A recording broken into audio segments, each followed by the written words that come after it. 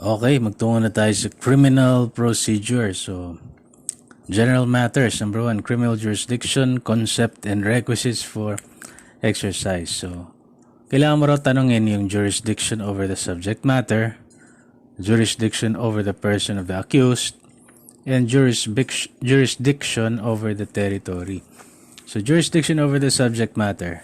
Kailangan mo raw itanong kung does the law confer jurisdiction over Court X to hear case A? Does the court have jurisdiction over the offense by virtue of the imposable penalty and its nature? Kasi ang kasagutan dun sa jurisdiction over the offense is punishable by 6 years and below, Metropolitan Trial Court. Offense is punishable by more than 6 years, kung 6 years and 1 day or more ang penalty, Regional Trial Court. So yung mga mabibigat na crime, murder, homicide, paglabag sa Dangerous Drugs Act, mga ganyan, RTC yan. Kasi ang imposable penalty is 6 years and 1 day. So yun yung as to the imposable penalty and its nature. Balikan naman natin yung jurisdiction over the person of the accused. Paano naman? So itong jurisdiction over the person of the accused is acquired by either arrest or voluntary submission to the court's jurisdiction. How about yung usapin ng jurisdiction over the territory? So whether or not the action has been filed within the territorial jurisdiction of the court. So the place where the crime is committed confers the court territorial jurisdiction over that case. So yung kasi kunwari, MTC Subic. So may isang crime na punishable by 6 years and below na ginawa sa Subic. Kunwari, lumabag siya ng ordinansa, ganyan. O kaya na ang punishable by ganito. O unjust vexation, kunwari ganon. Tapos naaresto siya. Yun. O kaya sumuko siya. So, doon masasabi na natin MTC yung may jurisdiction. Yan, parang ganun. Venue daw is jurisdictional on criminal law and criminal procedure. So, jurisdiction over the territory refers to the venue or the place where the case is to be tried. So, the action should be instituted and tried in the municipality or territory where offense has been committed or where any one of the essential ingredients thereof took place. It has been consistently held by the Supreme Court in a host of jurisprudence that for transitory or continuing offenses, yung tinatawag nilang delito continuado, the courts of the territories where the essential ingredients of the crime took place have concurrent jurisdiction. The first court taking cognizance of the case will exclude others. So, kunwari, merong bus from Subic to Manila. Sa Subic pa lang, hinijack niya na yung bus. Tapos bumaba siya sa Maynila, tangay niya na yung mga gamit. So, yun yung sinasabi nilang concurrent jurisdiction. So, yung kung ang imposable penalty ng ginawa niyang krimen ay above 6 years, so RTC ng Subic hanggang Subic, Dinalupihan, Bataan, Pampanga, Bulacan, kung saan siya Manila, kunwari ganon. Pero kung i-final na yon, the first court taking cognizance of the case, final na kunwari sa Subic, shall exclude the others. So, hindi mo na pwedeng i-file yon sa Manila. Yun. Okay, ganon siya, parang ganon. Okay, so when injunction may be issued, injunction daw. So as a general rule, injunction will not be granted to restrain criminal prosecution. Applies with more reason when the case is still at the preliminary investigation stage. Yeah. Sabi niya nga, may not be restrained through preliminary or final injunction or a writ of prohibition. Courts cannot interfere with the discretion of the prosecutor or the ombudsman to determine the specificity and adequacy of the averments of the offense charged. So as a general rule daw, hindi pwedeng mag-issue ng injunction Ayan, to restrain criminal prosecution. Ang exception naman doon, sa general rule na yun, yung when injunction may be issued. Number 1, where the injunction is justified by the necessity to afford protection to the constitutional rights of the accused. Number 2, when necessary for the orderly administration of justice or to avoid oppression or multiplicity of action. Number 3, when there is a prejudicial question which is sub judice. Sub judice means under judgment or question of law. Number 4, when the acts of the officer are without or in excess of authority. Number 5, where the prosecution is under an invalid law, ordinance, or regulation. Number 6, when double jeopardy is apparent. Number 7, where the court has no jurisdiction over the offense. Number 8, where it is a case of persecution rather than prosecution. So para mas maintindihan natin, persecution means hostility and ill treatment,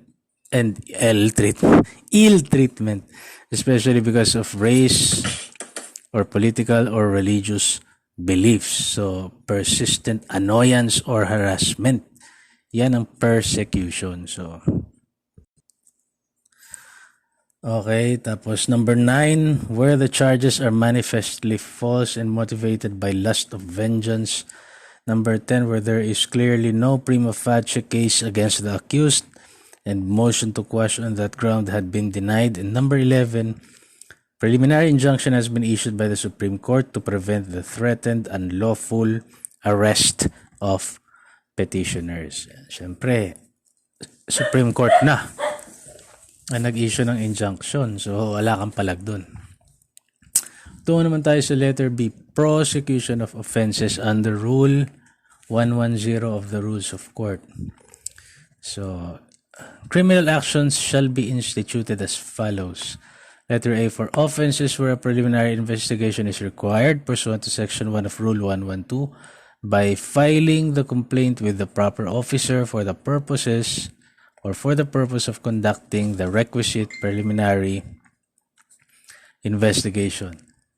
Yun yung para sa mga offenses na required ang preliminary investigation. And letter B, for all other offenses by filing the complaint or information directly with the municipal trial courts and MCTC or the complaint with the office of the prosecutor.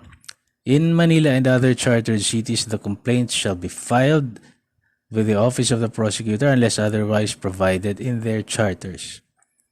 So, the institution of a criminal action shall interrupt the running of the period of prescription of the offense charged unless otherwise provided in special laws. So, mamaya pupuntahan natin yung mga kaso na kinakailangan ng preliminary investigation. Okay, punta muna tayo sa Section 2, Rule 110 pa rin, prosecution of offenses. Yan. Complaint or information, ano siya? Ayan. Complaint or information shall be in writing, in the name of the people of the Philippines, and against all persons who appear to be responsible for the offense involved. A complaint is a sworn written statement charging a person with an offense subscribed by the offended party and peace officer or other public officer charged with the enforcement of the law violated. So, complaint. Normally, yan yung complaint sa police station. Yan. Ano naman ang information? An information is an accusation in writing charging a person with an offense subscribed by the prosecutor and filed with the court. Okay. Sabi niya rito, all criminal actions either commenced by complaint or by information shall be prosecuted under the direction and control of a public prosecutor. Bakit ganon? Bakit ganon yung sinabi niyang rules? Pero kung titignan natin kasi yung parang common sense niya, pag nag-file ka ng complaint sa police, yung complaint ay na magiging basihan ng information. So, bawat kasong sasampa sa korte, may information. So, it shall be prosecuted under the direction and control of a public prosecutor. Letter C, prosecution of civil action under Rule 111. So Section 1A, sabi niya, when a criminal action is instituted, the civil action for the recovery of civil liability arising from the offense charged shall be deemed instituted with the criminal action unless the offended party waives the civil action, reserves the right to institute it separately, or institutes the civil action prior to the criminal action.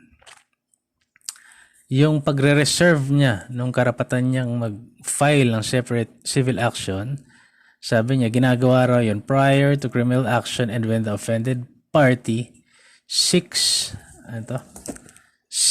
to enforce civil liability without specifying the amount.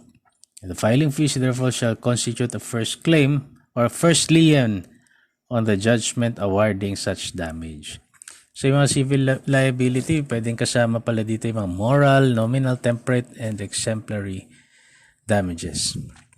Damages other than actual damages, corresponding filing fee shall be paid by the offended party. No counter, cross, or third-party complaint may be filed by the accused. Letter B, the criminal action for Batas Pambansa bilang 22, ito yung bouncing checks law, shall be deemed to include civil action. So pag BP 22, walang kasamang civil action yon and no reservation. Alam ko yun lang yung walang kasamang civil action. If the criminal action is filed after civil action has already been instituted, the latter shall be suspended. Yung civil action daw ang masususpend in whatever state.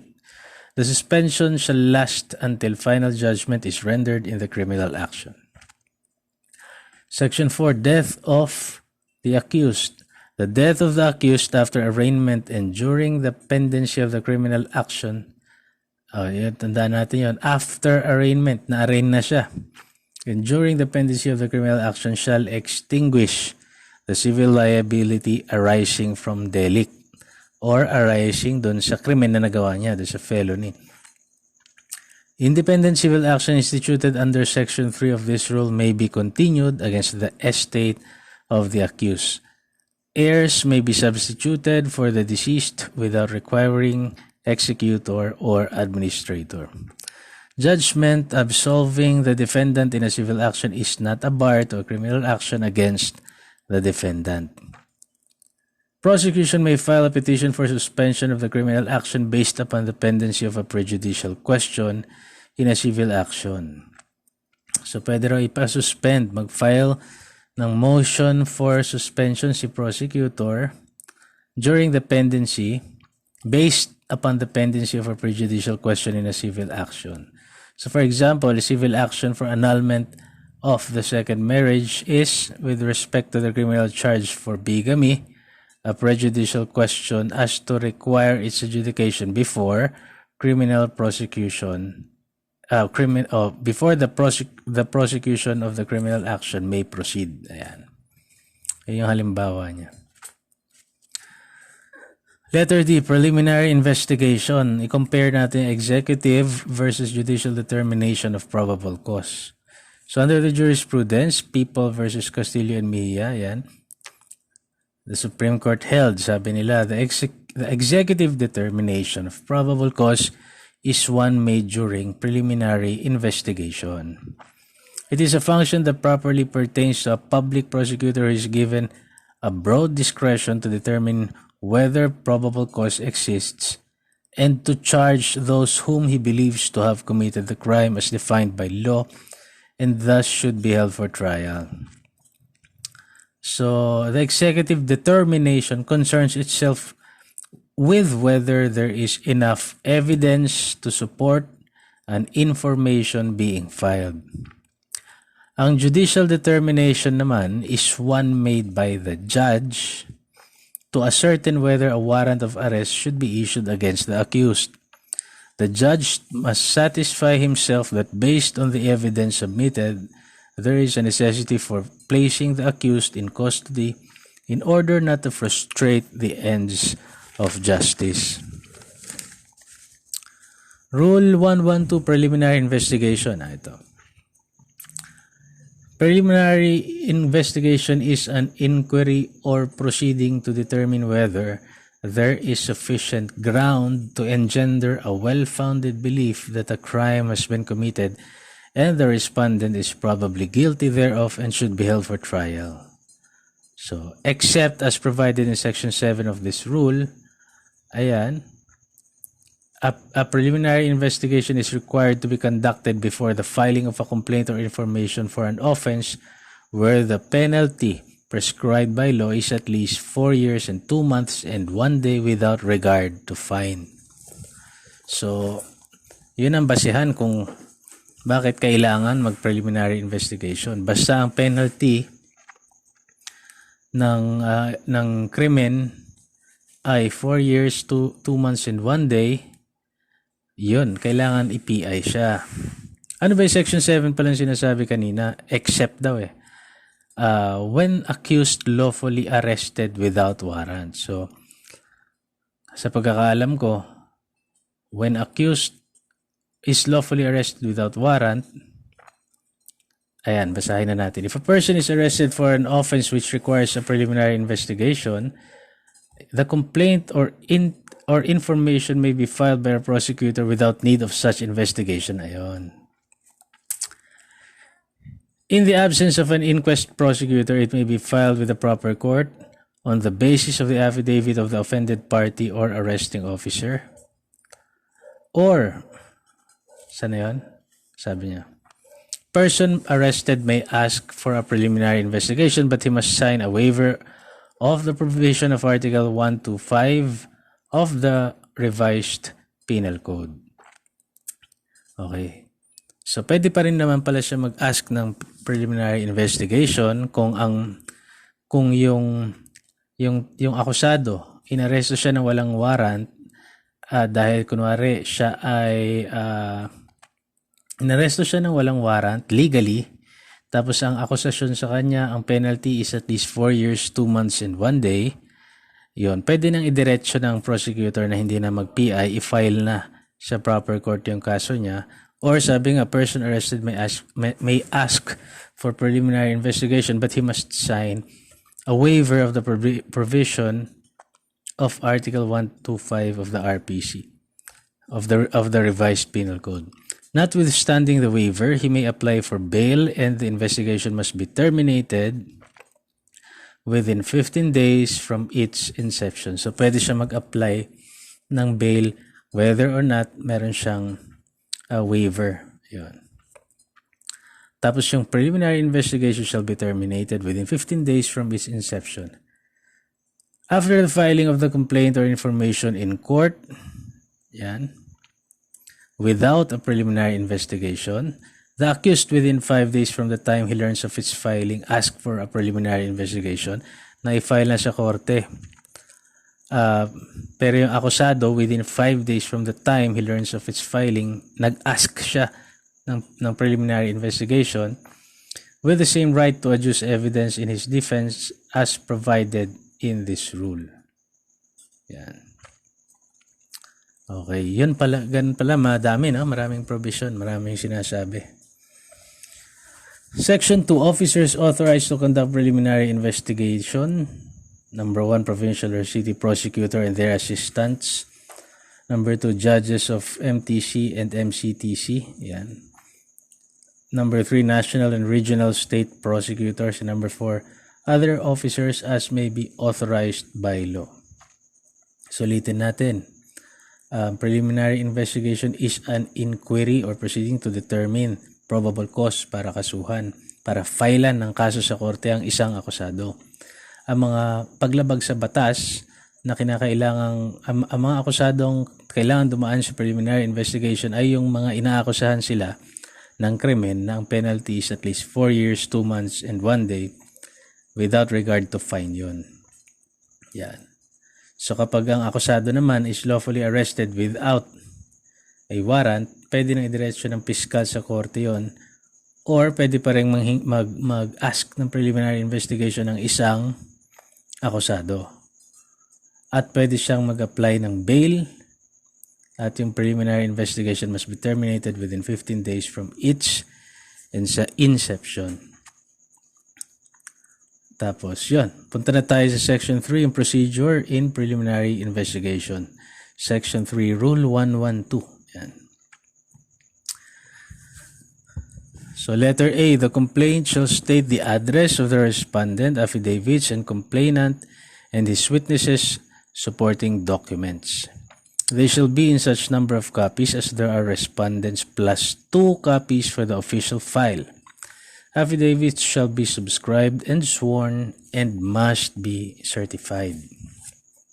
Letter B, within 10 days after the filing of the complaint, the investigating officer shall either dismiss or issue a subpoena to the respondents attaching a copy of the complaint and its supporting affidavits and documents. So, the respondent may examine. Letter C, within 10 days from receipt of subpoena with complaint, etc., yung mga lawful requirements, the respondent shall submit the counter affidavit na subscribed and sworn. Letter D, failure to do so, the prosecutor shall resolve the complaint based on the evidence presented. Letter E, a prosecutor o yung fiscal may set a hearing for clarification within 10 days from submission of the counter affidavits or from the expiration of the period for their submission. It shall be terminated within 5 days. Letter F, within 10 days after investigation, the fiscal shall determine whether or not there is sufficient ground to hold the respondent for trial. So magkakaroon siya ng resolution at yung na-filean niya ng information sa korte yung akusado. Okay, so yun yung procedure in preliminary investigation. Section 4, Rule 112 pa rin. Within 5 days from the resolution, he shall forward the record of the case to the provincial or city prosecutor or chief state prosecutor or to ombudsman as the case may be.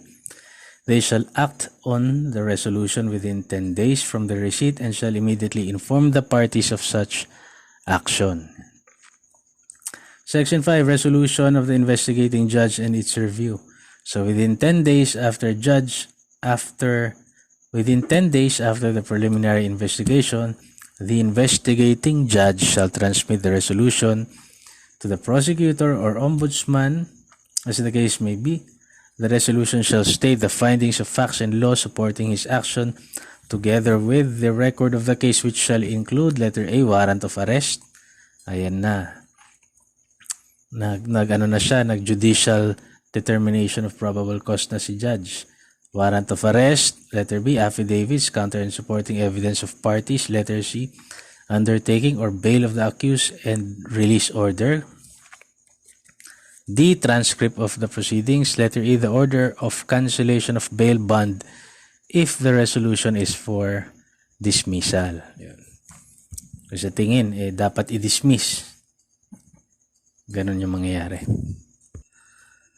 Okay, so yung mga nakita natin kanina na procedure in preliminary investigation, procedure yung na ginagawa nung investigating prosecutor hanggang sa yung magawa na siya ng resolution. Tapos, i-forward niya yun doon sa hepe niya, doon sa chief prosecutor niya. Yun. Kaya sabi rito, forward the record of the case to the provincial or city prosecutor or chief state prosecutor. Yan. Reviewin nila yon. They shall act on the resolution within 10 days from the receipt and shall immediately inform the parties of such action. Tapos, kung ang tingin niya kailangang i-file yon, pupunta na sa judge yon.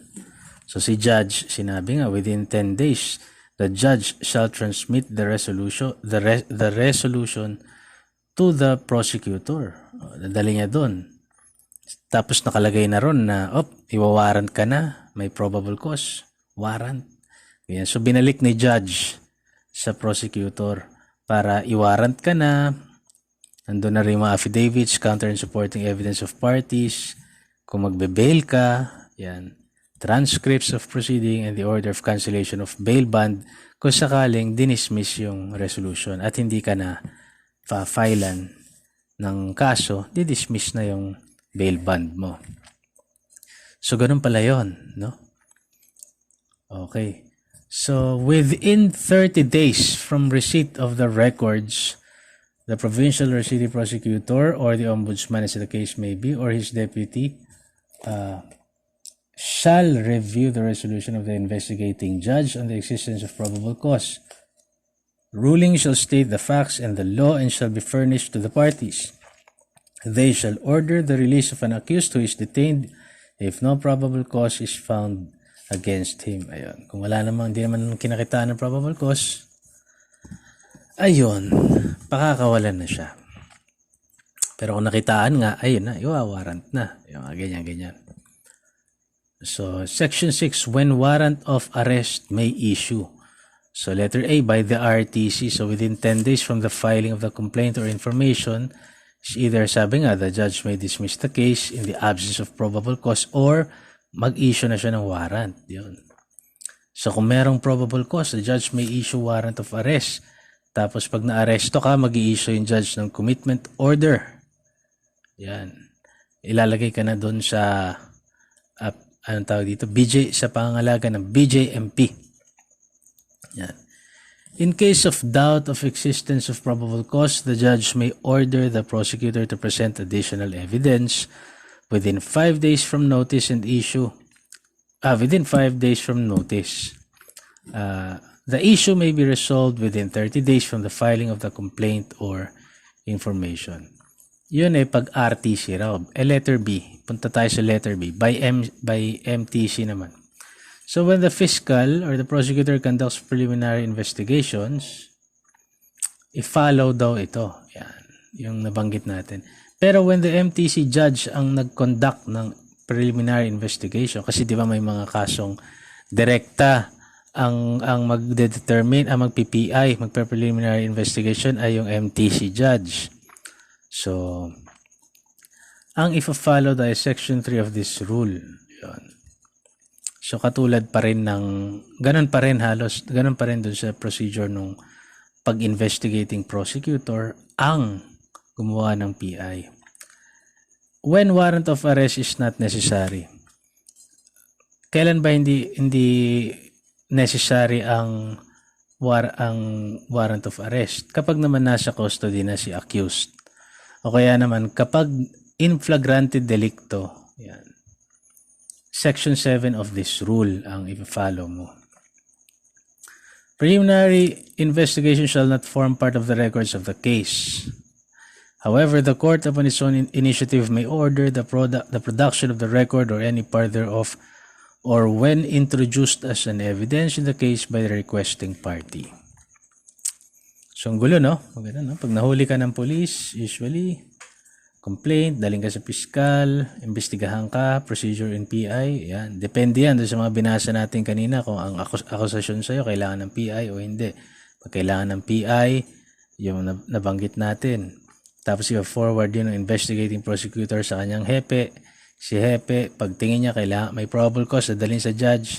Si judge, pag tingin niya may probable cause, issuehan ka ng warrant, babalik nila dun sa piskal yung information. So, ganun yung mangyayari. Ngayon, pagka tingin ng judge, kailangan ka ng sampahan talaga sa korte, issuehan kanya ng warrant of arrest. So, yun na yung yan yung parang review ng mga binabasa natin. Magtungo na tayo sa Section 9. Cases naman na hindi kailangan ng preliminary investigation. Ayan. Ito yung mga covered sila ng rule on summary procedure. Pag cases ay hindi kailangan ng preliminary investigation, ito yung mga cases na covered ng summary procedure. These are offenses punishable by less than 4 years, 2 months, and 1 day. Prosecutor shall act on the complaint based on affidavits and other supporting documents within 10 days from filing. At yung mga ganitong klase ng mga offenses punishable by less than 4 years, 2 months, and 1 day may be directly filed to MTC. Yun ang nun. At pwedeng hindi na dumaan sa piskal. Magpunta na tayo doon sa arrest. Arrest. Rule 113. So Section 1. Arrest is the taking of a person into custody in order that he may be bound to answer for the commission of an offense. So itong taking na ito of a person into custody, this presupposes the commission of an offense discovered by the authorities. Yan. Taking of a person into custody. Section 2, it is made by an actual restraint of a person arrested or by his submission to the custody of the person making the arrest. So may dalawa raw uri ng pag-aresto. Number 1, with warrant. Yan, yung in-order ni judge, di ba? Sabi niya. With warrant, ang pag-aresto sa iyo ay with warrant. It is the duty of the accused. It is the duty of the law enforcers to deliver the accused to the nearest police station or jail without the necessary delay. So yun yung winarant ka na, paparesto ka na. At meron din naman yung mga warrantless arrest. Nabanggit natin yan kanina. May tatlong uri ng warrantless arrest na pwede kang basta na lang hulihin ng mga law enforcers without warrant. Ano-ano yung mga yun? Number 1, in flagrante delicto. When in the presence of the officer, the person to be arrested has committed, is actually committing, or is attempting to commit an offense. Number 2, hot pursuit. When an offense has just been committed and he has probable cause to believe based on personal knowledge or facts or circumstances that the person to be arrested has committed it. And number 3, yung mga escapee. When the person arrested is a prisoner who has escaped from a penal establishment or place where he is serving final judgment or is temporarily confined while the case is pending or has escaped while being transferred from one confinement to another. Ayan. Itong hot pursuit na ito, yung pwede ang citizens arrest sa mga warrantless types. Doon lamang sa hot pursuit. Okay, yung kunwari may inisnatch na bag, hinabol ng taong bayan, hot pursuit yun. Pwede yung warrantless arrest doon. So, tatlong uri ng warrantless arrest, in flagrante delicto, hot pursuit, and escapee. Ang ibig sabihin naman ng in transito refers to the transferring from one confinement to another, in transito. Yeah. Okay, magputungo naman tayo sa Rule 114 ng Rules in Criminal Procedure, bail. Usapan naman natin ang bail. So, na-aresto na nga. Ayun.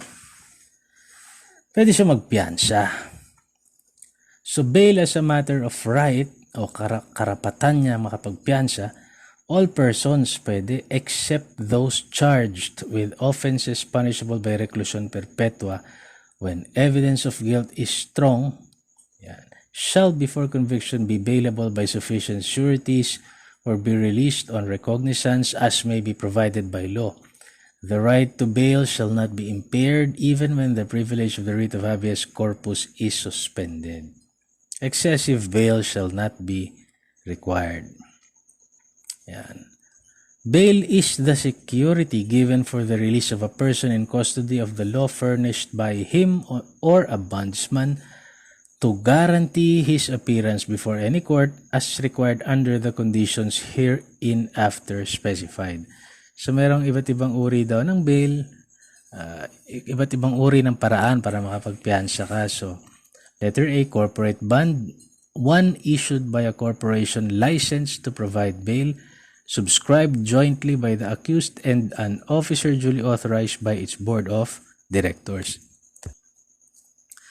Yung isang uri naman ay yung property bond. Ito yung undertaking constituted as a lien on the real property given as security for the amount of the bond.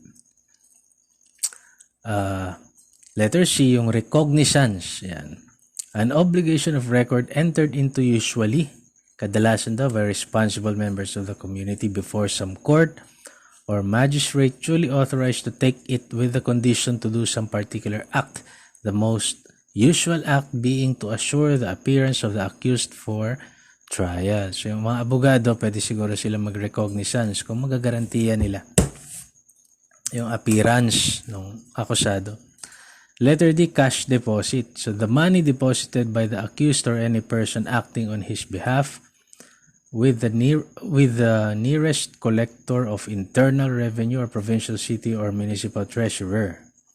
Yan. It is considered as bail. It may be applied to the payment of any fees and costs, and the excess, if any, shall be returned to the accused or to whoever made the deposit.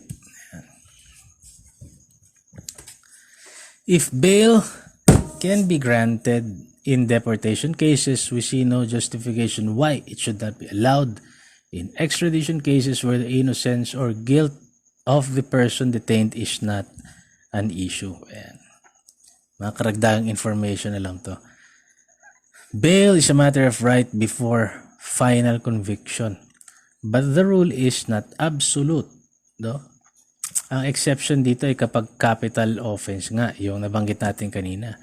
Pagka punishable ka, yung akusa sa'yo, yung inakusa sa'yo is na krimen ay punishable by reclusion perpetua. Ganyan, capital punishment. Hindi na siya matter of right.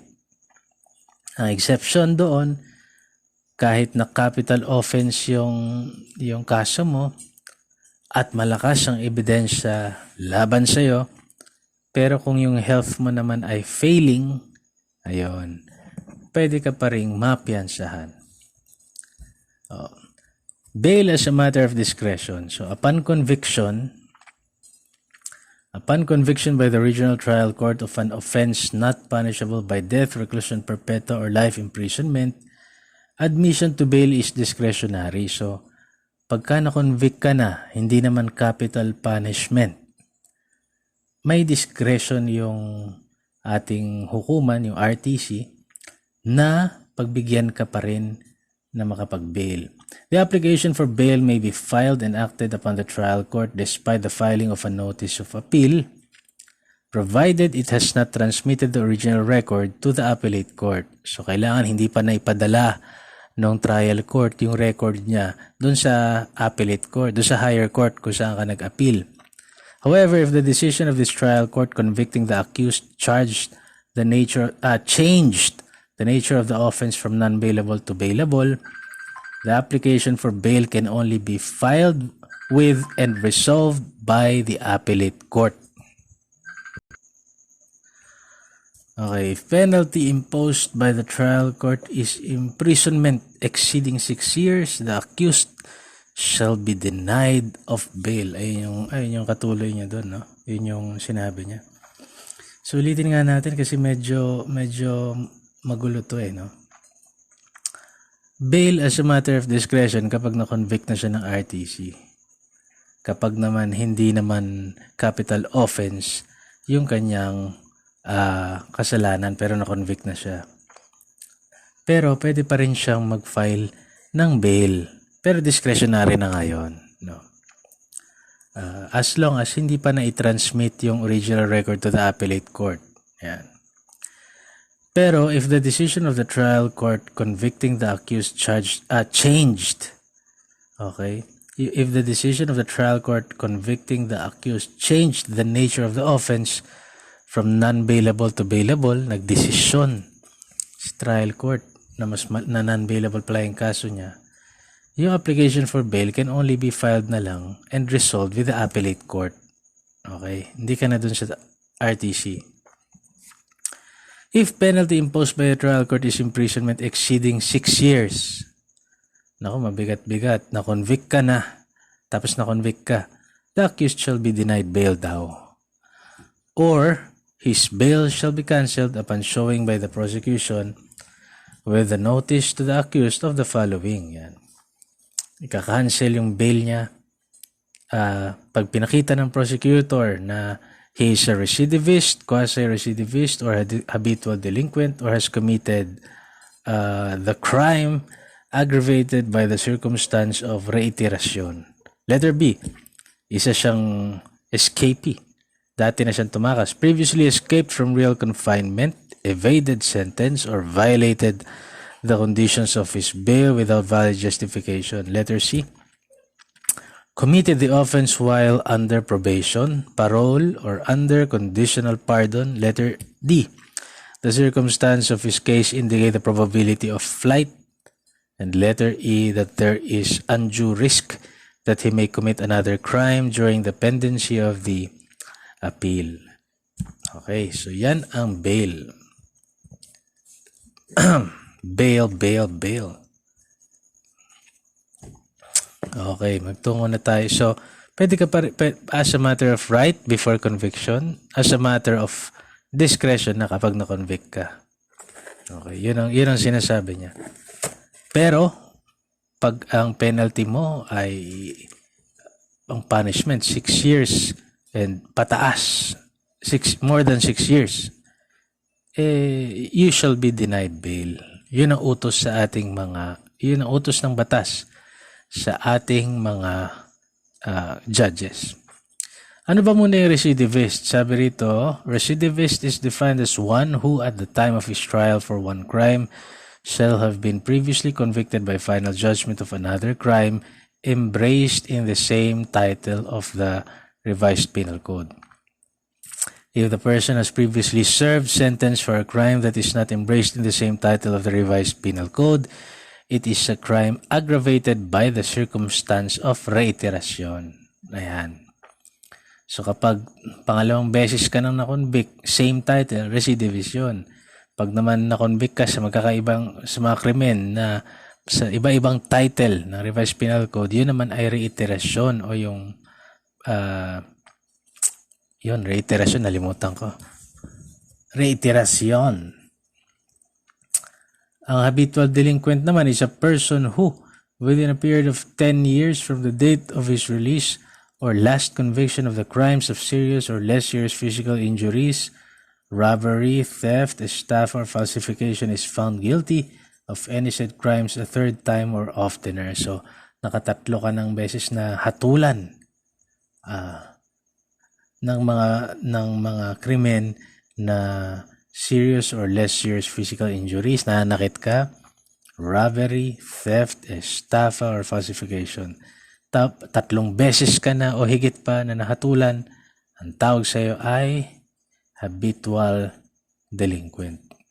Yan tatlong beses ka nahatulan within tatlong beses ka nahatulan. So for example, una, nahatulan ka na. Tapos magsiserve ka kunwari ng penalty na na-serve mo yung sentence mo. 6 years mahigit, lumabas ka na. Within 10 years, paggalaya mo, nahatulan ka na naman ng serious physical injury. Una, robbery, nahatulan ka. Ngayon, lumaya ka na, within 10 years sa paglaya mo, physical injuries. O tapos, nag-serve ka na naman.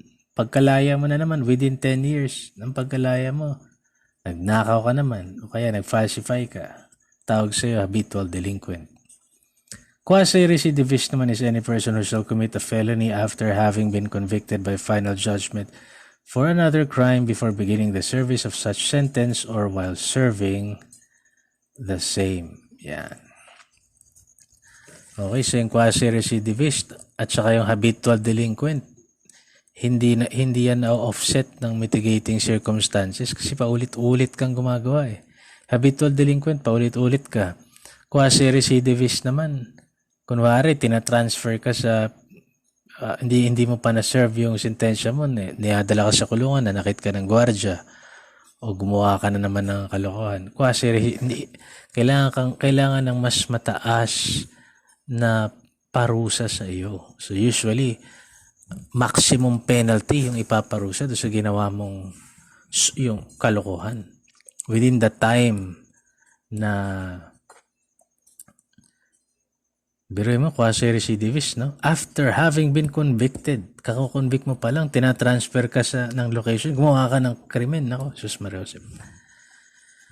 Ay, dami ko sinasabi. Okay, magtungo na tayo sa Arraignment and Plea Rule 116. So, yung arraignment of plea within 30 days from acquisition of jurisdiction on the person. So, yung accused must be arraigned before the court where the complaint or information was filed or assigned for trial. So, after nun, the judge or the clerk of court shall furnish the accused the complaint or information. Susunod doon, reading the complaint in the known dialect. Tapos the court will ask whether the accused pleads guilty or not. Yun yung proseso ng arraignment. So, accused must be present and must personally enter his plea. Yan. Pwede siya mag-plea of not guilty. Not guilty, Your Honor. O kaya, pwede siya mag-plea of guilty. Yun yung conditional plea. Kung di ako nagkakamali, no? Okay, nasa na tayo? Anong next na proseso ron? So, kung nag-plea siya, kunwari, yan. Accused under preventive detention. Pag ganun yung kalagayan niya, under preventive detention siya, case shall be raffled and its record transmitted within 3 days from the filing of the information or complaint. So, arraignment shall be within 10 days from the raffle, tapos pre-trial conference within 10 days after arraignment. Private offended party shall be required for purposes of plea bargaining at saka determination of civil liability. So, required silang umattend ng arraignment, no? Failure mag-attend ng private offended party. The court may allow the accused to enter a plea of guilt to a lesser offense. So, consent of the offended party may allow plea to a lesser offense. Okay. So, kung hindi dumating yung private offended party, pwede kang mag-plea ng guilty sa mas mababang parusa na krimen, or pwede ka rin naman pagbigyan ng offended party na mag-plea to a lesser offense. Okay. So, plea of guilty to a capital offense, the court shall conduct a searching inquiry. So, kailangan niya pa rin tignan. Kailangan pa rin tignan ng korte, bakit nga ba siya umamin sa pagpatay? Yun. Magkakaroon ng searching inquiry. Pag nag-plea of guilty naman to a non-capital offense, the court may receive evidence from the parties to determine the penalty to be imposed. So, guilty na siya. Titignan na lang ng korte through the evidence of the parties kung ano yung penalty na ibibigay sa kanya. Withdrawal of improvident plea. So, at any time before judgment of conviction becomes final, the court may permit an improvident plea of guilty to be withdrawn and be substituted by a plea of not guilty. So, yun yung at any time before i-convict ng korte yung isang akusado, pwedeng payagan ng korte ang isang improvident plea. Okay, ano pa ba to? So, sa arraignment, the court shall inform accused of his right to counsel. Tapos, kung walang counsel na kasama, mag-a-appoint ang korte ng counsel de officio. Tapos, bibigyan niya ng pagkakataon yung counsel, yung akusado shall be given time to consult with the counsel. Yan.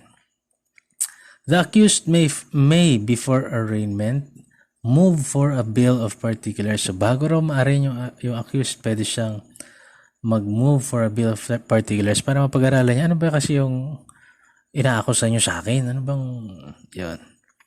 Section 11, suspension of arraignment. So, upon motion of the proper party, yan. Ang grounds na pwedeng masuspend ang arraignment ay kapag may unsound mind si accused, there is an existence of a prejudicial question, and the petition for review of the resolution of the prosecutor is pending at either the Department of Justice or Office of the President. So, yun yung tatlong grounds para pwedeng masuspend ang arraignment. Okay, so sabi, after ng arraignment, pre-trial na eh. Pero bago tayo magpunta ng pre-trial, let us first discuss motion to quash under Rule 117. Kasi ang motion to quash, at any time before entering the plea, the accused may move to quash the complaint or information.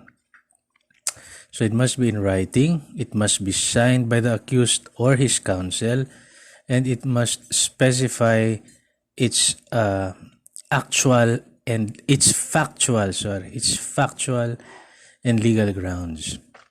So ano yung legal grounds para sa motion to quash? Ito para bagang wawasakin mo yung information. Ano yung legal grounds? Letter A, that the facts charged do not constitute an offense. Letter B, that the court trying the case has no jurisdiction over the person of the accused. Letter C, that the court trying the case has no jurisdiction over the offense charged. Letter D, that the officer filed on information had no authority to do so. Letter E, that it does not conform substantially to the prescribed form. Letter F, that more than one offense is charged, except when a single punishment for various offenses is prescribed by law.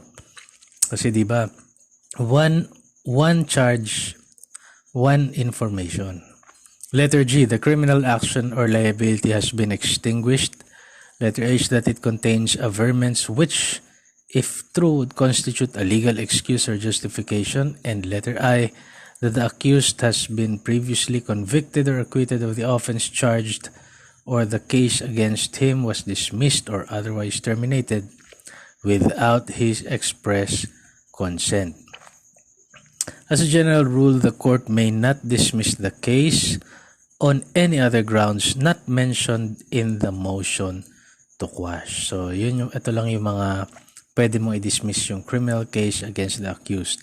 Ang exception, lack of jurisdiction over the offense charged. Kung ito yung ground na ginamit, if this is the ground for dismissing the case, it need not be alleged in the motion to quash since it goes into the very competence of the court to pass upon the case. Yan ang sinasabi niya. So, kailangan yung korte may jurisdiction siya over the offense charge. Matters of defense are generally not a ground for motion to quash. They should be presented in trial. Yung mga nabanggit natin na legal grounds na motion to quash ay hindi naman ay talagang i-dismiss niya talaga yung information. Pero yung matters of defense, kailangan daw sa trial i-present.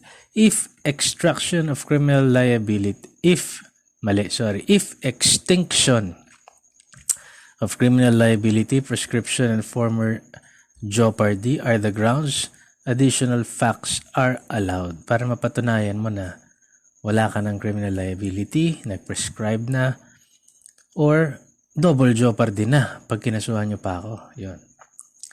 Denial of due process is not a ground for a motion to quash.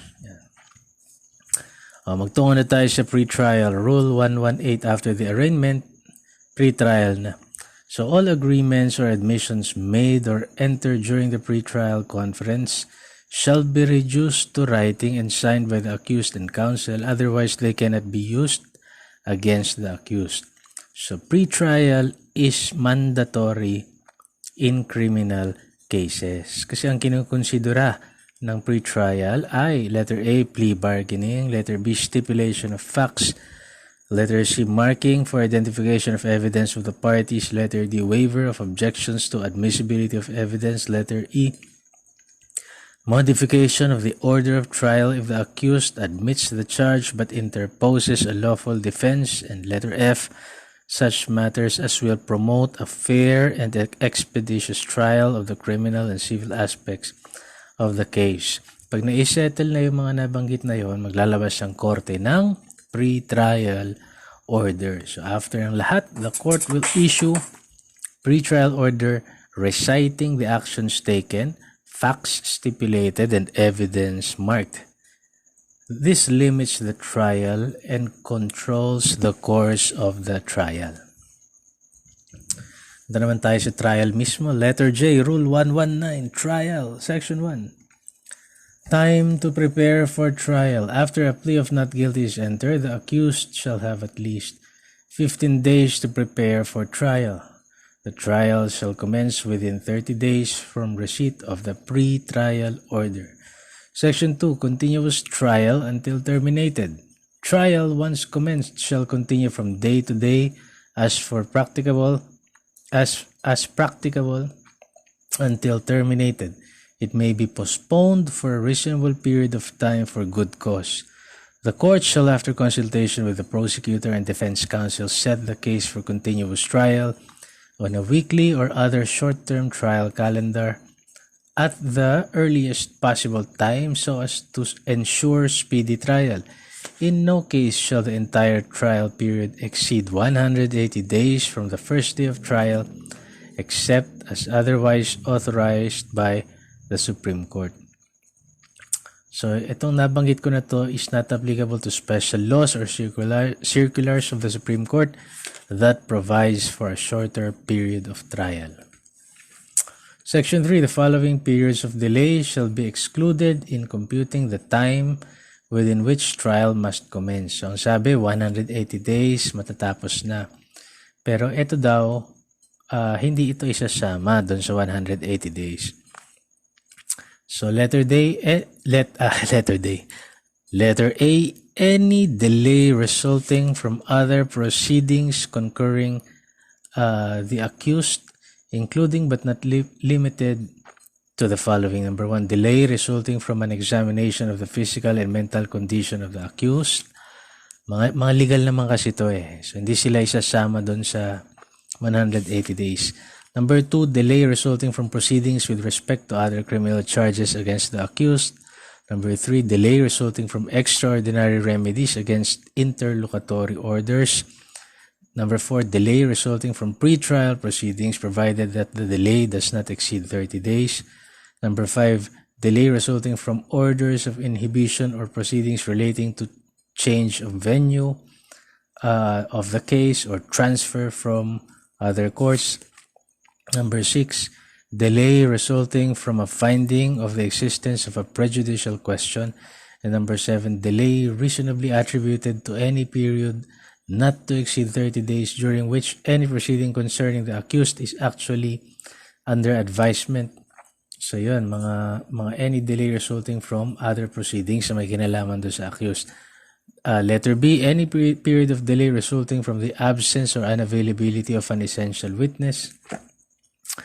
Letter C, any period of delay resulting from the mental incompetence or physical inability of the accused to stand trial. Letter D, if the information is dismissed upon the motion of the prosecutor and thereafter a charge is filed against the accused for the same offense, and any period of delay from the date the charge was dismissed up to the time the limitation would be of no effect as if there had been no previous charge. Letter E, a reasonable delay. Yan reasonable delay daw. Reasonable delay on an accused caused by a co-accused whom the court has not acquired jurisdiction with. And letter F, any period of delay resulting from a continuance granted by any court. Continuance ay yan po yung postponement ng trial na pinayagan ng korte. So yung mga delay na yan, hindi yan isasali doon sa 180 days na required na tapusin yung kaso. Section 4, reason to grant continuance o yung postponement. Whether or not it would result in the miscarriage of justice, yan, pwedeng payagan yan. And when the case is so novel and complex or unusual that it is unreasonable to expect adequate preparation within the periods of time established therein. So, yan lang yung dalawa na pwedeng payagan ang postponement o yung tinatawag na continuance. Section 5, if accused is to be tried pursuant to an order of a new trial, the trial shall commence within 30 days from notice of order. Section 6, the time limit with respect to the period from arraignment to trial shall be 80 days. Section 9, when accused is not brought to trial within the time limit, the information may be dismissed on motion of the accused on the ground of denial of his right to speedy trial. Accused shall have the burden of providing the motion. The prosecution shall have the burden of going forward with the evidence to establish the exclusion of time under the rule. The dismissal shall be subject to the rules on double jeopardy. Failure of the accused to move for dismissal prior to trial shall constitute a waiver of the right to dismiss under this section. So, kailangan talaga madala. Mag-trial na siya within the time limit prescribed by law. So, trial shall commence within 30 days from receipt of the pre-trial order. Yan nga sinasabi. Section 10, no provision of the law or the rule implementing the speedy trial shall be a bar to any charge of denial of the right to speedy trial guaranteed by the Philippine Constitution. Section 11, order ng trial. Ito. So, magpe-present ng prosecution ng kanilang evidence at yung kung ano man na may kinalaman sa civil liability. Letter B, the defense evidence. Pag na-terminate na yung pagpe-presenta ng prosecution evidence, defense evidence naman. Damages kung meron man arising from the issuance of provisional remedy.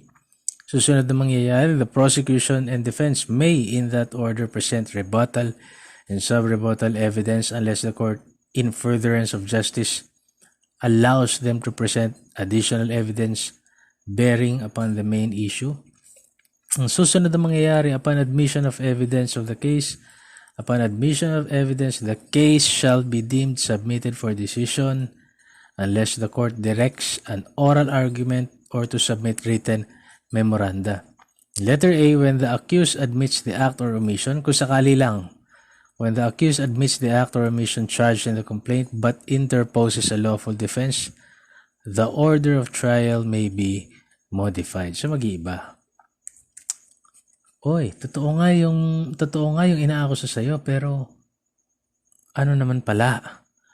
Lawful defense naman pala. Ayan. So, mag-iiba yung trial. It may be modified. Trial pa rin ito. Section 12, application of witness for accused before trial. So, accused, upon motion and notice to the other parties, have witnesses conditionally examined in his behalf.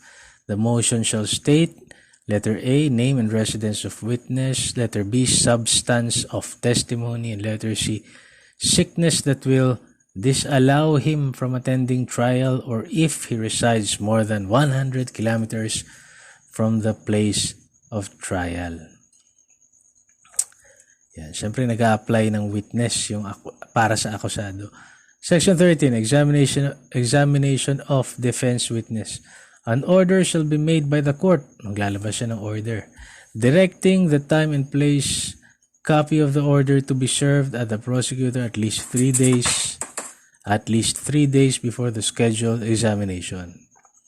So ito, examination of defense witness shall be taken before a judge or if not practicable, a member of the bar in good standing designated by the judge in the order. Section 14, bail to secure appearance of material witness. So when the court is satisfied upon oath that a material witness will not testify when required upon motion of either party, order the witness to post bail. Ayan. May bail din palang witness. Ngayon ko lang nalaman. Section 16, trial of several accused. When two or more accused are jointly charged with an offense, they shall be tried jointly unless nag-motion si prosecutor for separate trial or ayaw ng court. Section 17. When two or more persons are jointly charged upon motion of the prosecution before resting its case, the court may direct one or more of the accused to become state witness or witnesses upon their consent. Yan. The court is satisfied that their testimony is absolutely necessary. They are not the most guilty. Yan. Statements can be corroborated, and the accused has not at any time been convicted of an offense involving moral turpitude. Yan. So, pwedeng mag-direct yung court na yung isa sa mga akusado ay maging state witness. Basta hindi siya yung pinaka-guilty, pwedeng i-corroborate yung kanyang statement niya. Necessary na magtestigo siya at hindi siya convicted of an offense involving moral turpitude. Section 18, discharge of the accused operates as an acquittal. Yan. Okay, kapag kinuha ka ng state witness, tapos na-discharge ka na, tapos ka nang magbigay ng testimonya mo, it operates as an acquittal. Section 23, demurrer to evidence. So after the prosecution rests its case, the court may dismiss the action on the ground of insufficiency of evidence. Number 1, on its own initiative after giving the prosecution the opportunity to be heard. And number 2, upon demurrer to evidence filed by the accused with or without leave of court. So, upon sariling initiative ng court, pwede niyang pagkatapos na i-rest ng prosecution ng kanyang case, the court may dismiss on the ground of wala naman siya napatunayan, or pwedeng mag-demurrer yung defense counsel. If the court denies the demurrer evidence filed with leave of court, the accused may adduce evidence in his defense. So, maganda talaga pag nag-demurrer ka with leave of court para sakaling ma-deny man, pwede ka pang mag-presenta ng ebidensya. Kasi when filed without leave of court, the accused waives the right to present evidence and submits the case for judgment on the basis of the evidence for the prosecutor.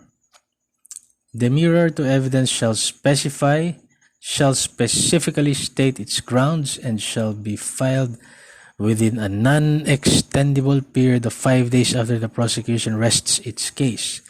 The prosecution may oppose with a non-extendable period of 5 days from its receipt. Ang demurrer to evidence ay not reviewable by certiorari before judgment. O ano naman tong reopening na to? Section 24.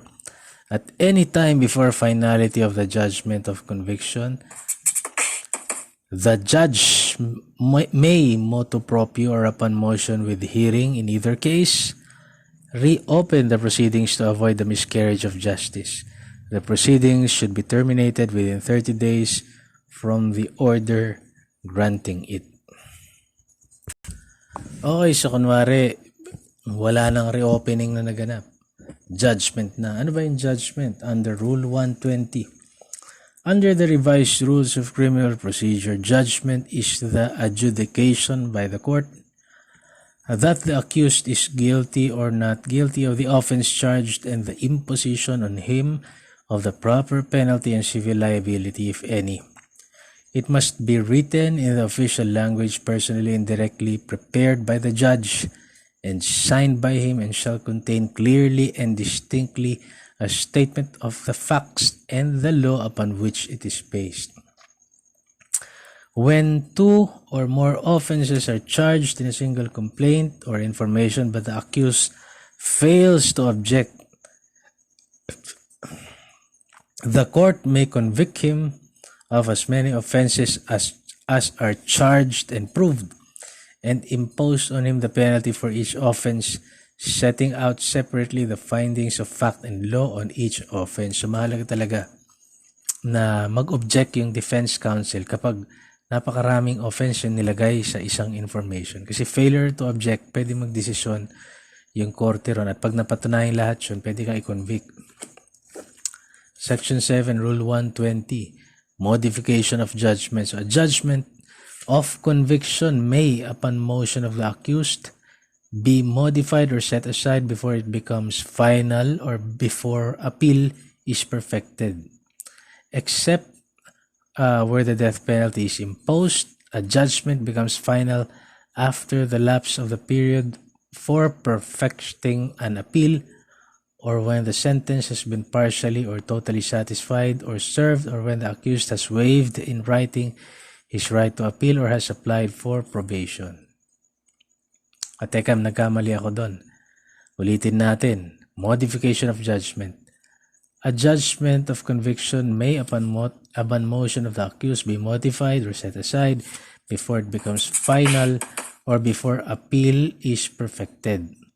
Yan. A judgment becomes final after the lapse of the period. Yan, may period kasi within which to appeal, for perfecting an appeal, or when the sentence has been partially or totally satisfied or served, or when the accused has waived in writing his right to appeal or has applied for probation. Itong modification of judgment, hindi pa pwede ito pag death penalty. Pero wala naman tayong death penalty sa ngayon. Yeah. At least nalinaw natin.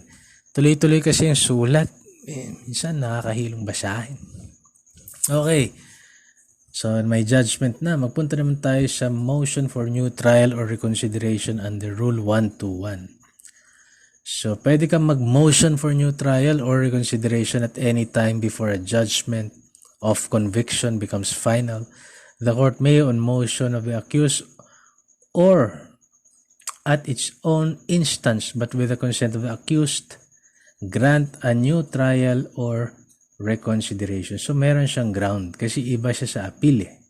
Diba? Ang sinasabi rito, usually, pagka may judgment, appeal ka na. Iba yung motion for new trial and reconsideration. Ito, tingnan natin. Grounds kung saan pwede ka mag-file ng motion for new trial. Letter A, that errors of law or irregularities prejudicial to the substantial rights of the accused have been committed during trial. And letter B, that new and material evidence has been discovered which the accused could not with reasonable diligence have discovered and produced at the trial, and which, if introduced and admitted, would probably change the judgment. Ano naman yung ground for reconsideration? On the grounds of errors of law or fact in the judgment which requires no further proceedings. So, ang ground nito, MR, error of law or fact. Mali yung sinabi, mali yung pinagbasihan natin, parang gano'n. So, yun ang grounds for new trial and reconsideration. So, in a separate discussion, pag-usapan natin yung appeal. Appeal, sex appeal, charot.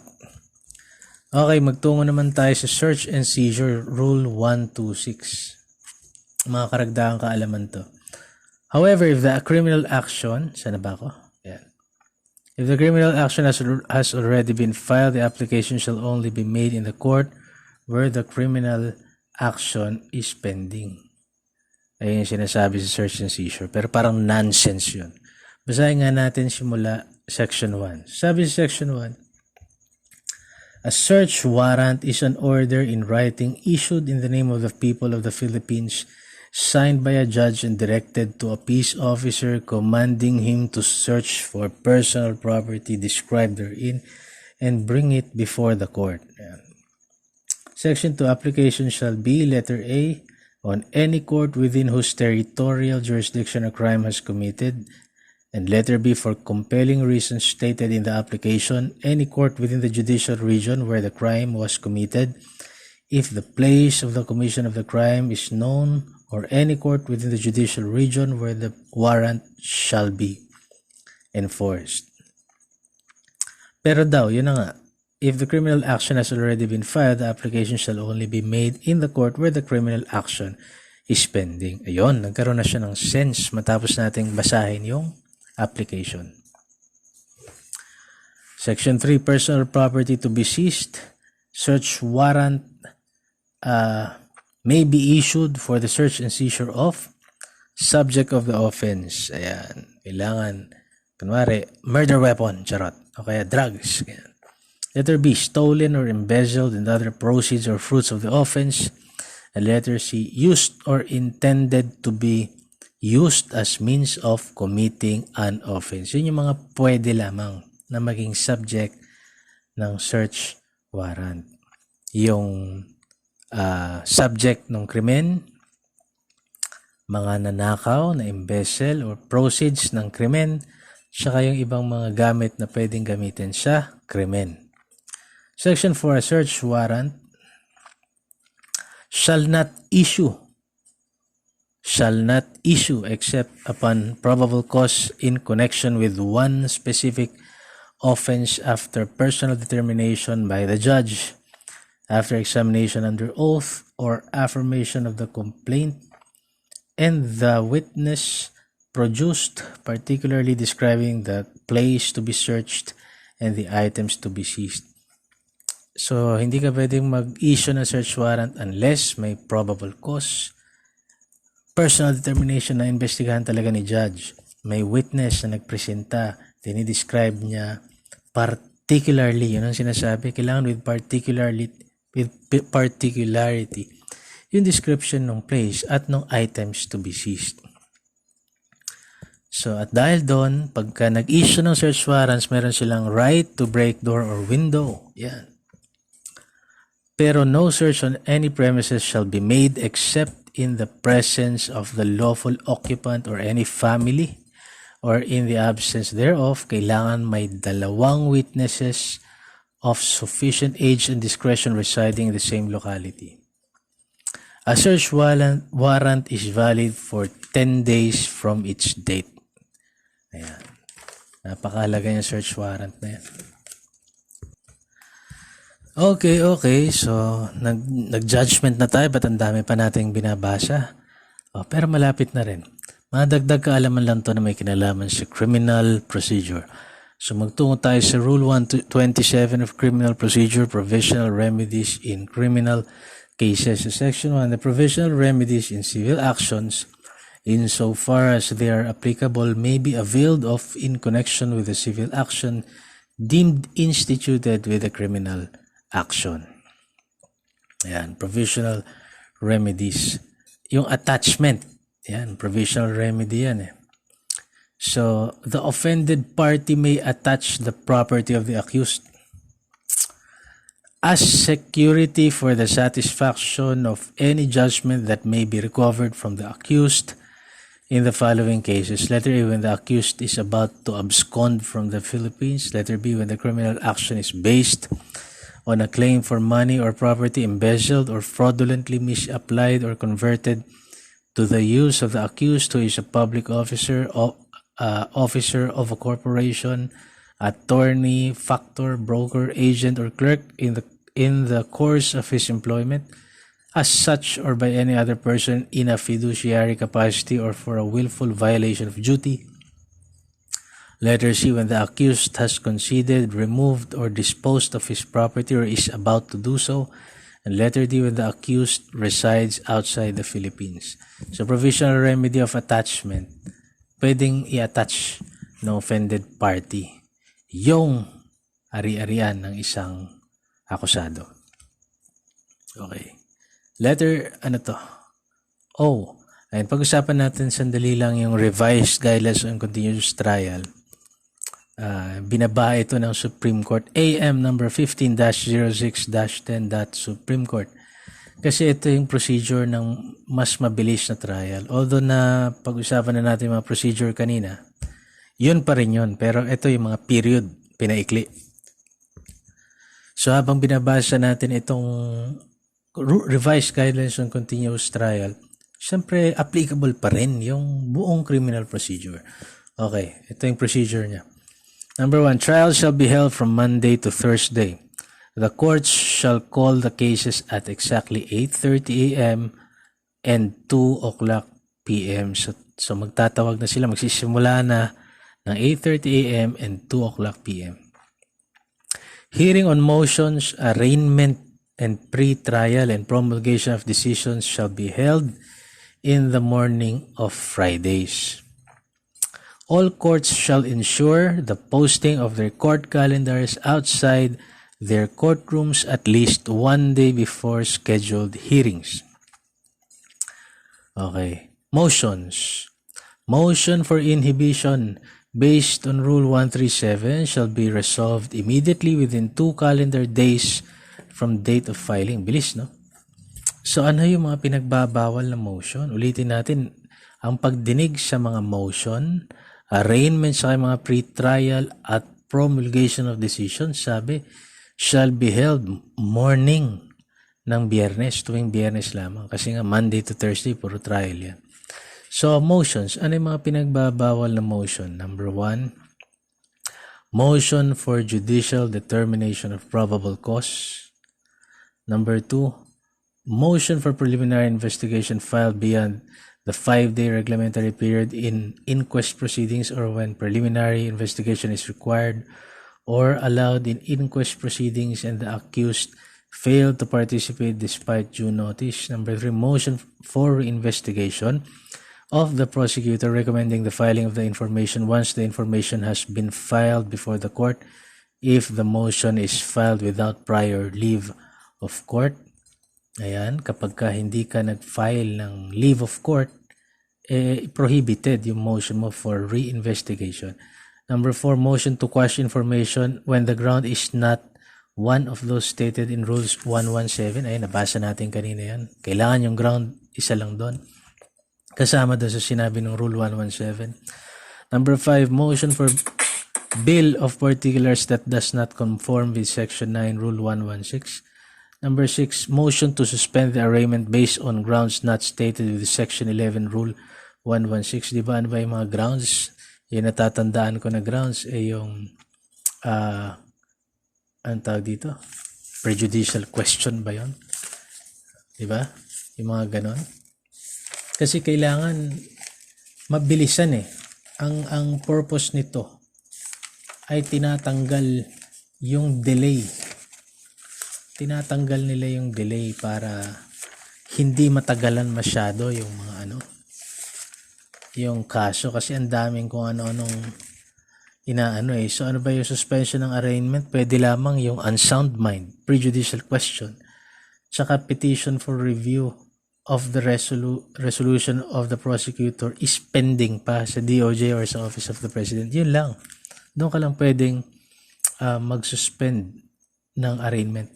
At saka lastly, number 7, pinagbabawal yung motion or petition to suspend the criminal action on the ground of prejudicial question kung wala naman, when no civil case has been filed pursuant to Section 7, Rule 111.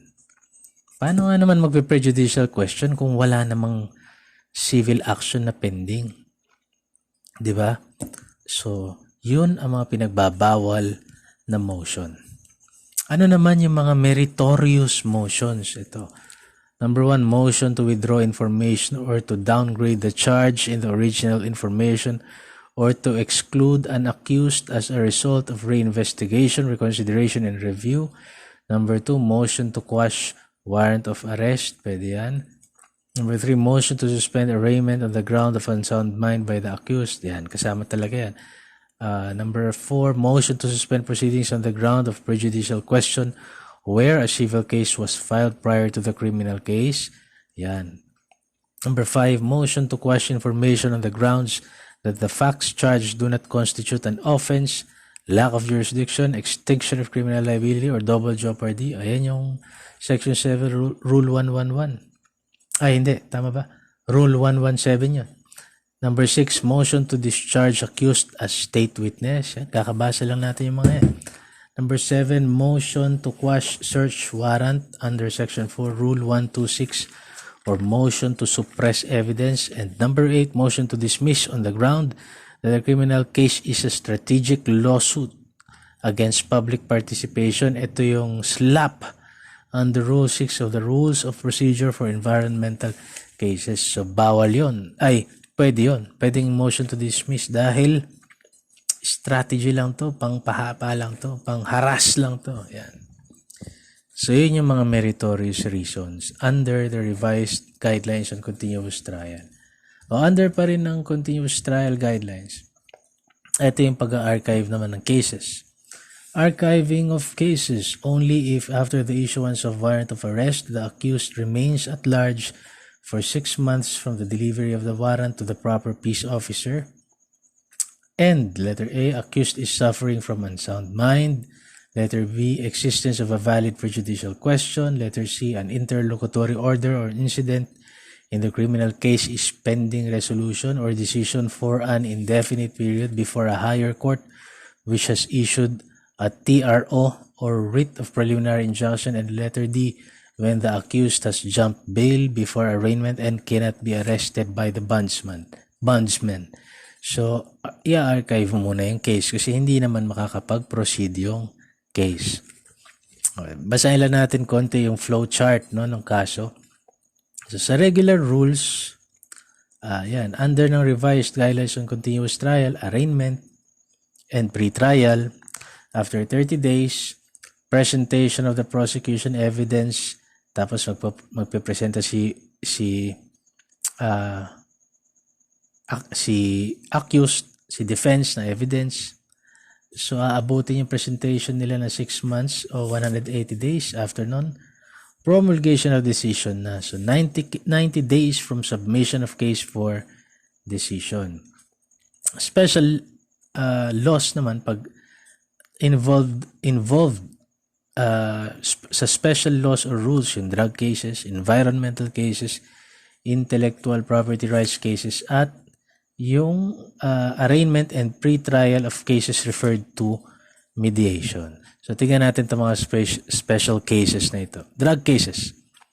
So, trial to be finished not later than 60 days from the filing of information. Tapos, decision, 115 days from the submission of case for resolution. Yan yung drug cases. So, ang bilis.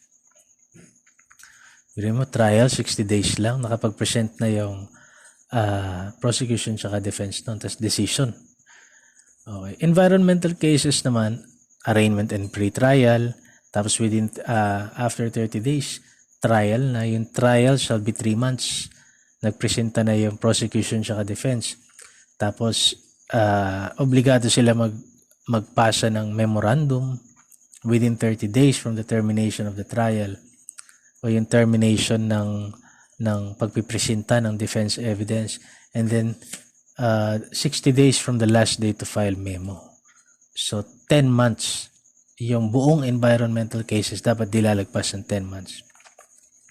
Pag intellectual property rights cases naman, arraignment and pre-trial, may 30 days. After 30 days, trial na. So, bibigyan sila ng 60 days for each party naman ito. 60 days. Kung sa drug cases, 60 days, dalawang party magpe-present. Intellectual property rights cases, 60 days ang ibibigay for each party to present evidence, or 120 days in total. Tapos, after the termination ng submission ng defense evidence, memorandum. So, within 30 days, pasa ka ng memo. Tapos, judgment.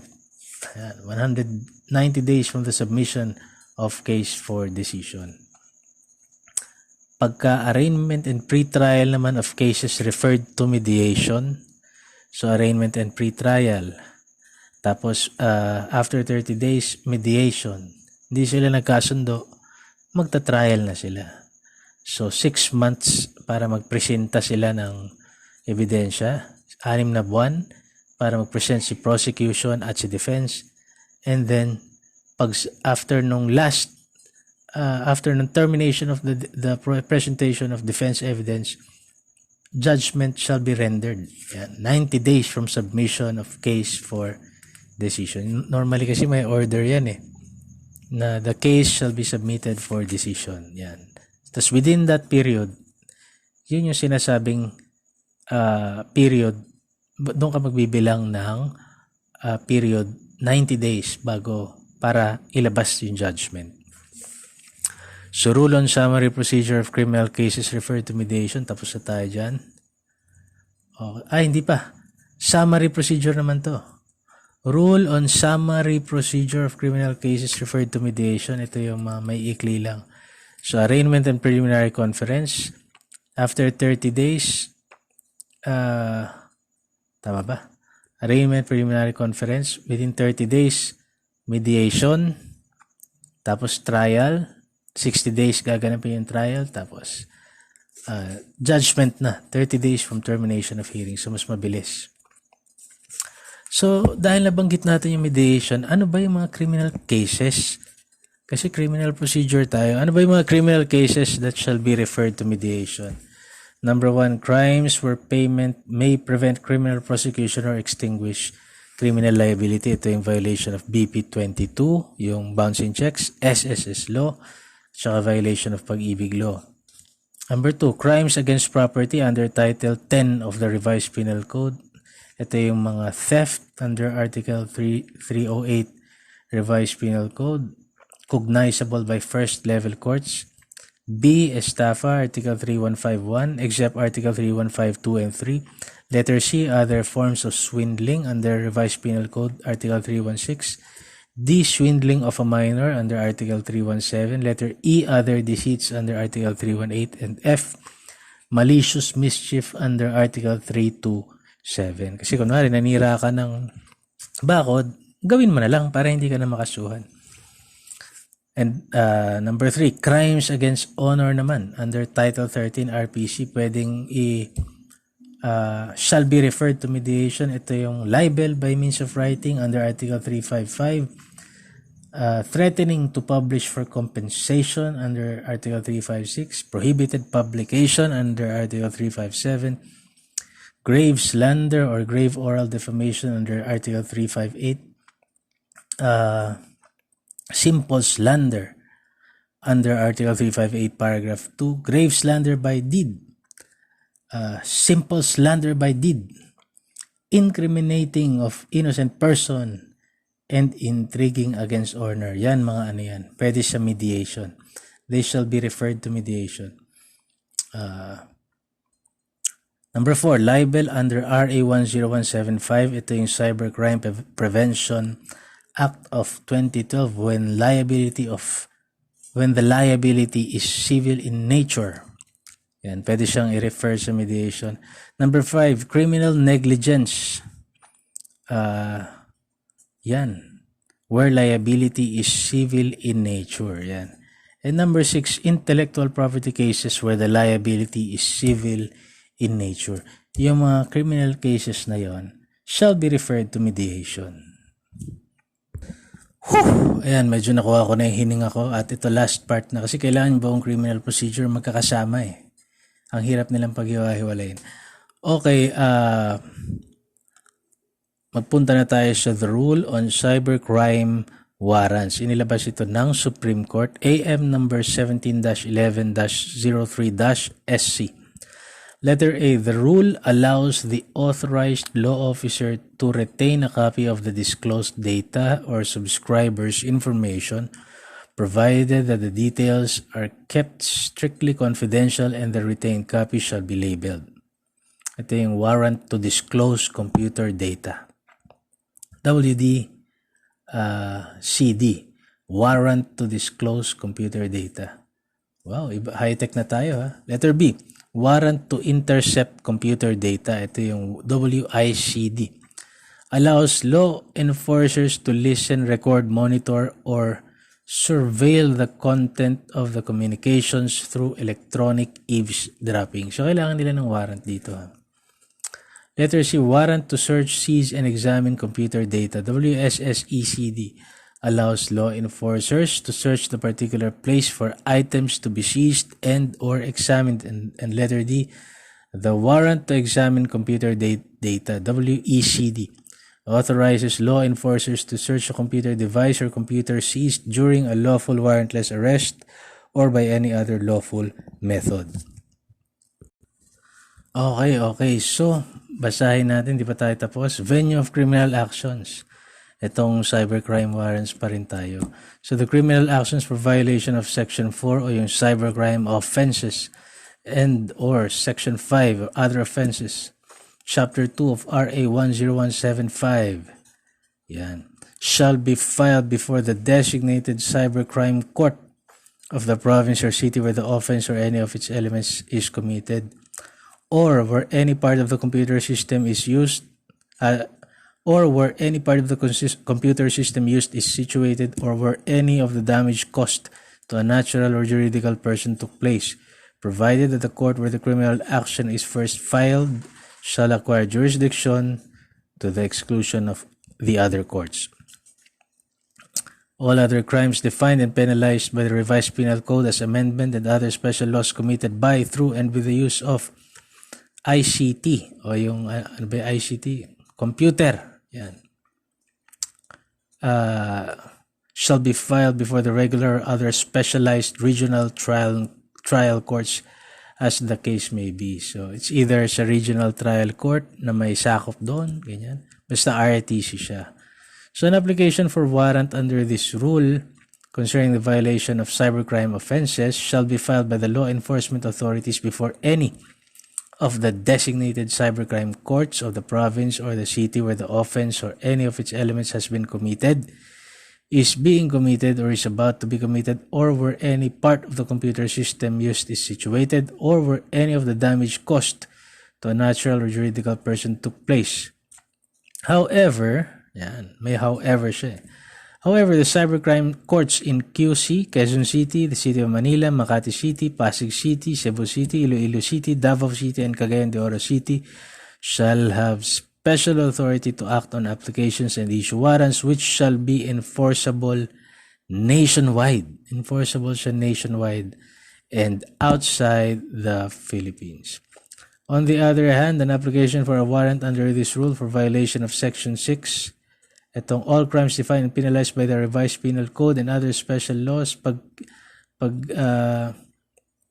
ginamitan ng computer o ICT, shall be filed by the law enforcement authorities with the regular, pwede sa regular court, or other specialized regional trial courts as the case may be within its territorial jurisdiction in the places above described. So, RTC, doon ka mag-a-apply ng cybercrime warrants. So the effectivity of the warrant shall not exceed 10 days from its issuance. The court may upon motion extend its effectivity based only on justifiable reasons for a period not exceeding 10 days from the expiration of the original period. The rule of procedure is for the Cybercrime Prevention Act.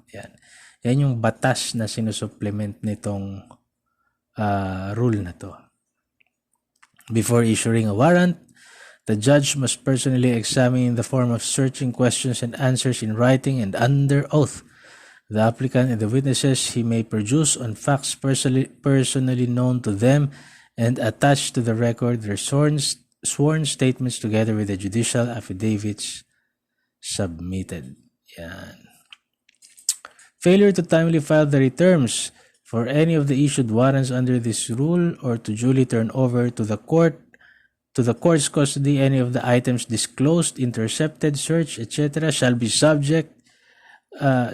subject the law enforcement authorities to an action for contempt under Rule 71 of the Rules of Civil Procedure. Ayan. So yan po ang rule on cybercrime warrants. So dyan nagtatapos yung ating criminal procedure.